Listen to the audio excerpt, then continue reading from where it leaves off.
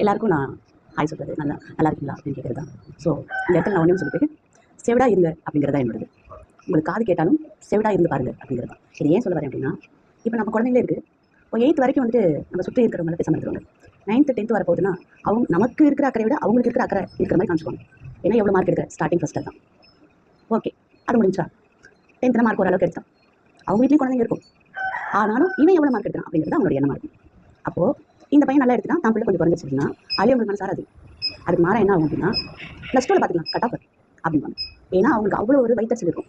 பெற்றவங்க நமக்கு தெரியாது ஒன்று கிடையாது. இதுவும் கடந்துடும். ஓரளவு கட் ஆஃப் எடுத்து நல்ல இடத்துல நம்ம பிள்ளைகளை வந்து காலேஜில் சேர்த்தோம் அப்படின்னாலும் அடுத்து அவன் படிப்பு முடிச்ச பின்னாடி வேலைக்கு போவானா, இல்லை வேலை கிடச்சிருச்சா அப்படின்னா, சரிப்பா வேலையும் கிடச்சிருச்சு, அடுத்து என்ன டாபிக் வருவாங்க, கல்யாணம் எப்போ, ஏங்க பெற்றவங்க நமக்கு தெரியாதா, இவங்களுக்கு எடுத்த எல்லாத்தையுமே நம்ம செஞ்சோமா அப்படின்னு ஏன் அவங்க நினைச்சு பார்க்கறதில்ல அப்படிங்கிறத என்னோட கேள்வி. ஸோ நான் எப்பயுமே கேள்வி கேட்கவே மாட்டேன் யார்ட்டையுமே. அதாவது நான் ஒரு டீச்சர், எனக்கு தெரியும் என்னோட ஸ்டூடெண்ட்டுங்க, நான் என்னோட பிள்ளை இருக்குது மேற்கொண்டு படிக்க வைக்கலாம் இல்லையா, ஏன் அவங்களுக்கு அது என்ன தோண மாட்டேங்குது. பொண்ணாக இருந்தால் 23 வயசுலேயே கல்யாணம் பண்ணி கொடுத்தணும், எல்லாம் பண்ணிடணும்.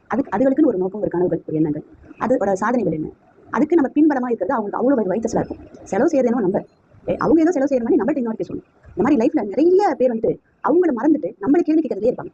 வாழ்நாள் முழுவதும் இவங்களுக்கு பதில் சொல்லிட்டு இருந்தா நம்ம வாழ்றது எப்போ சொல்லுங்க. இப்படி ஒவ்வொரு நொடியும் சொல்றேன், கடற்கக்கூடிய அந்த மனிதர்கள்ட்ட இருந்து நம்ம கடந்து போகிறது பெரிய துன்பமான விஷயம். இதுதான் பெரிய இருக்கிறதே துன்பமான விஷயம். இதுதான் ஒரு பிள்ளை வச்சிருக்கக்கூடாது, ஒரு பையன் வச்சிருக்கூடாது. நீ என்ன பண்ற, நீ எது செய்யற, எது பண்ற, இதே தான் அவங்களோட கேள்வியா இருக்கும். ஒவ்வொரு முறையும் அவங்கள்ட்ட கேட்டுட்டு சொல்லிட்டு செஞ்சுட்டு இது பண்ணதான் அவங்களுக்கு சாட்டிஸ்ஃபைட் ஆகுமா அப்படிங்கிறத என்னோட கேள்வி. ஓகே, அந்த பிள்ளைகளுக்கு என்ன தெரியும், என்ன வரும் அப்படிங்கிறது நமக்கு தெரியல அப்படிங்கிறத என்னோட தாட் ஆஃப் மைண்ட். இனிமேலும் தயவு செஞ்சு ஒருத்தவங்களோட குடும்பத்தில் இருக்கிற நபர்களையோ இல்லை அந்த குழந்தைகளையோ தயவு செஞ்சு கேட்காதீங்க. அவங்களோட போக்கு விடுங்க, அவங்க லைஃப் அவங்க பார்த்துக்கணும். அதை நீங்கள் கேட்டு தான் தீர்மானிக்கிற அவசியமே இல்லவே இல்லை. அதுக்குண்டான தகுதியும் நமக்கு இல்லை. அதனால தயவு செஞ்சு யாரோட குடும்பத்துக்குள்ளேயும் நுழையாதீங்க, நுழைஞ்சு அவங்களோட வாழ்க்கையில விளையாட பார்க்காதீங்க அப்படின்றத என்னோட தாழ்மையான வேண்டுகோள். ஏன்னா இப்போலாம் எக்ஸாம் முடிஞ்சு ரிசல்ட் வரப்போது, எல்லாம் எதிர்கொள்ள வேண்டிய தருணம் இது. ஒவ்வொருத்தரும் எங்கெல்லாம் சேர்க்கலாம், பணப்பெல்லாம் ரெடி பண்ணலான்னு யோசிச்சிருப்பாங்க. ஸோ மனிதர்களை தயவு செஞ்சு கைக்கூப்பி கேட்டுக்கிறேன், அவங்களோட வாழ்க்கையை தள்ளிடாது. உங்களோட குடும்பம் என்னவோ அதை பார்த்துட்டு போய்கிட்டே இருக்கு. இதுதான் நாகரீகமும் கூட. அதனால சொன்னேன், செவிடர்களாக இருந்துருங்க, சில நேரம் குருடர்களாக கூட இருந்துருங்க அப்படின்ட்டு. இந்த வீடியோ உங்களுக்கு லைக் பண்ணுங்க, ஷேர் பண்ணுங்க, மறக்காம சப்ஸ்கிரைப் பண்ணுங்க. Thank you, bye bye.